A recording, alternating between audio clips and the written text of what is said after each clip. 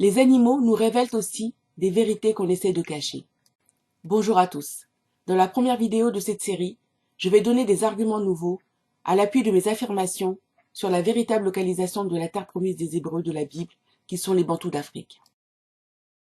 L'ennemi de notre race a délocalisé et désafricanisé le Tossa de nos pères, qui est l'Ancien Testament, pour s'approprier notre identité et notre histoire et faire accroire au monde entier qu'ils sont le peuple de l'Alliance et que le caillou palestinien, en vérité un bout de l'Égypte, est la terre promise. Tout ceci est battu en brèche par l'examen minutieux du Tossa de nos pères qui parle des tribulations du peuple de l'Alliance, dispersion, déportation, colonisation, notre continent ayant été partagé comme un gâteau lors de la conférence de Berlin dont le véritable nom était, et je vous le donne en mille, la conférence du Congo. Et c'est l'occasion de dire que ces tribulations ont été essentiellement infligées par les riches, violents, arrogants et cruels enfants de Olibama. Sans oublier la description de la luxuriante et verdoyante terre promise qui correspond de toute évidence à l'Afrique subsaharienne. Il est crucial de localiser exactement cette terre promise, surtout à notre époque où notre peuple va faire la guerre pour défendre la terre appelée Congo avec un petit c, qui est convoitée par les nations, qu'elles soient kamites ou édomites. Au risque d'étonner beaucoup de personnes, j'affirme dans cette vidéo que la richesse de cette terre appelée Congo avec un petit c provient de la présence des Bantous qui l'habitent, car des bénédictions nous accompagnent partout où nous sommes. En effet, malgré la punition pour la transgression de nos pères, le Kindoki, Yélé Salama, la terre jadis sainte, a été profanée par les faux Romains, mais vrais Boers, en Afrique australe, qui nous ont massacrés pour occuper notre terre, où ils se trouvent encore, en situation de domination économique et politique.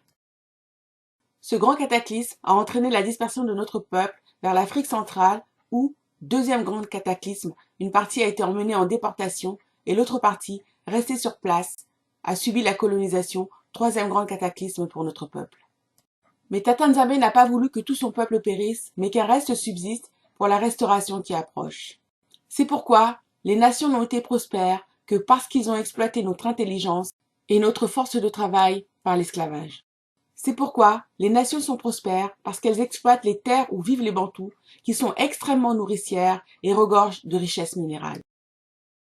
Ces richesses sont la preuve d'une bénédiction à nul autre pareil et la garantie de la survie de son peuple qu'il a mis à part, isolé-les. Et c'est justement le cas du Congo avec un petit c. Vous croyez que c'est un hasard? Moi pas. Je vais vous donner un autre exemple des bénédictions extraordinaires que Tata Nzambe fait à son peuple, en l'occurrence à nos frères Batswana, qui vivent dans ce petit pays d'Afrique australe que vous voyez sur la carte. Pour échapper à la violence des Boers, engeance de Olibama qui avaient envahi cette terre au XVIIe siècle et qui furent les premiers expérimentateurs des camps de concentration, les Batswana se sont placés sous le protectorat des Britanniques en 1885 car ils étaient beaucoup moins cruels. La cruauté de ces envahisseurs a été évoquée dans la Bible et nous en avons actuellement une illustration avec ce qui se passe à Gaza. Les Batswana ont ensuite demandé et obtenu sans difficulté leur indépendance en 1966. Personne ne donnait cher de leur réussite. Ce territoire très pauvre, enclavé et aride, dont 70% est constitué par le désert du Kalahari, qui est, et vous le savez maintenant, la localisation de la véritable Yélé Salama.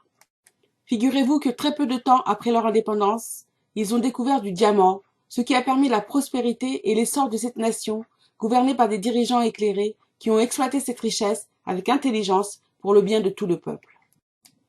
Celui qui a des oreilles a compris le message que je viens de faire passer.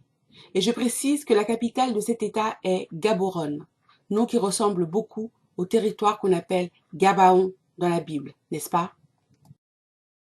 Pardonnez-moi pour cette longue digression, mais il fallait absolument que j'explique que la richesse n'est pas attachée à la terre, mais à nous, les Bantous, peuple de l'Alliance avec Tata Nzambe. Je vais maintenant revenir à l'objet de ma vidéo, la localisation de la véritable terre promise.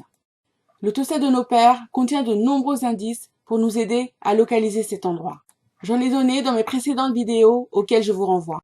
Mais il y en a d'autres qui sont passés inaperçus et qui sont pourtant d'une importance capitale pour qui veut avoir des certitudes.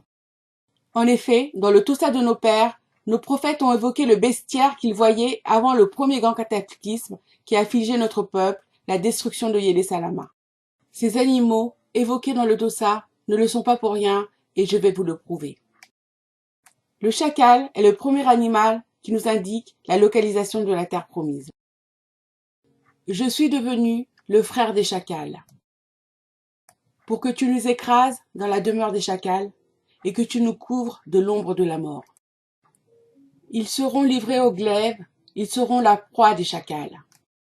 Les chacals hurleront dans ses palais et les chiens sauvages dans ses maisons de plaisance. Son temps est près d'arriver et ses jours ne se prolongeront pas. Les épines croîtront dans ses palais, les ronces et les chardons dans ses forteresses. Ce sera la demeure des chacals. Le mirage se changera en étang et la terre desséchée en source d'eau. Dans le repaire qui servait de gîte aux chacals, croîtront des roseaux et des joncs. Les bêtes des champs me glorifieront, les chacals et les autruches, parce que j'aurai mis des eaux dans le désert, des fleuves dans la solitude, pour abreuver mon peuple, mon élu. Je ferai de Yélé Salama un monceau de ruines, un repère de chacals, et je réduirai les villes de Yaoundé en un désert sans habitants. Voici, une rumeur se fait entendre. C'est un grand tumulte qui vient du septentrion, pour réduire les villes de Yaoundé en un désert, en un repère de chacals. Hatsor sera le repère des chacals, un désert pour toujours. Personne n'y habitera, aucun homme n'y séjournera. C'est pourquoi les animaux du désert s'y établiront avec les chacals, et les autruches y firont leur demeure. Elle ne sera plus jamais habitée, elle ne sera plus jamais peuplée. Babylone sera un monceau de ruines, un repère de chacals, un objet de désolation et de moquerie, il n'y aura plus d'habitants. Les chacals même présentent la mamelle et allaitent leurs petits.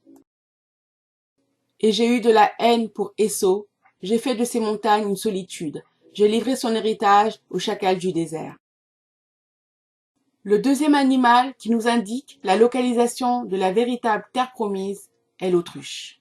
Il y a beaucoup de versets, et là encore, ce n'est pas un hasard. Vous ne mangerez pas de l'autruche. Vous ne mangerez pas de l'autruche. Je suis devenu le compagnon des autruches. L'aile de l'autruche se déploie joyeuse. On dirait l'aile, le plumage de la cigogne. Nouvel indice animalier de la Bible. On sait que les cigognes migrent vers l'Afrique australe. Mais l'autruche abandonne ses œufs à la terre. Elle les fait chauffer sur la poussière. Elle oublie que le pied peut les écraser, qu'une bête des champs peut les fouler. Les animaux du désert y prendront leur gîte. Les hiboux rempliront ses maisons. Les autruches en feront leur demeure et les boucs y sauteront.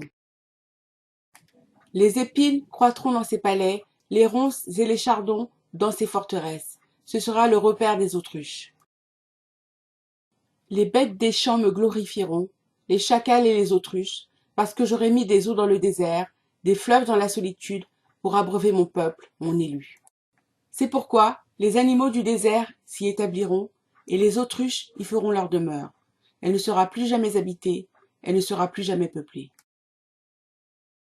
Mais la fille de mon peuple est devenue cruelle, comme les autruches du désert. C'est pourquoi je pleurerai, je me lamenterai, je marcherai déchaussée et nue, je pousserai des gémissements comme l'autruche. Voici deux précisions pour prendre la mesure de l'importance de ces indices animaliers. Le chacal a pour habitat, entre autres, l'Afrique du Sud, sur la côte sud-ouest, la côte est et près du désert du Kalahari.